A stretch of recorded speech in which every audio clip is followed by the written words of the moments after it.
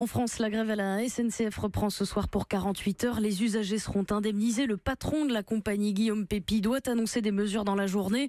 C'est donc la 6e séquence de perturbation qui est sur le point de débuter. Et pour les cheminots, ça commence à se ressentir sur les feuilles de paye. Aurélien Fleureau. Dans la plupart des régions, la comptabilité s'est arrêtée au 18 avril, soit 3 séquences de grève.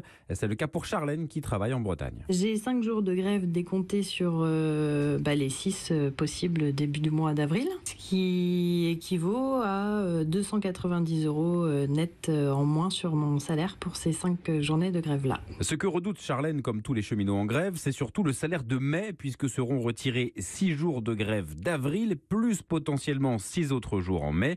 Sans oublier que la direction de la SNCF se montre inflexible et souhaite prélever également les jours de repos qui tombent entre deux grèves. Une pratique totalement illégale, dénoncent les syndicats. Didier Aubert, secrétaire général de la CFDT Cheminots. Les cheminots font sur des préavis différents 2 jours de grève entrecoupés de 3 jours de travail. Donc les repos, dans ce cadre-là, ne sont pas intégrés dans les retenues. C'est ce que la SNCF voudrait faire valoir. Et c'est pour ça que nous avons déposé un référé avec une assignation pour annuler cette disposition qui est pour nous une atteinte au droit de grève. Cette fermeté de la direction a découragé certains grévistes. Pourtant, l'inspection du travail a demandé à l'entreprise de ne pas décompter ces jours de repos. Aurélien Fleureau du service économie d'Europe 1.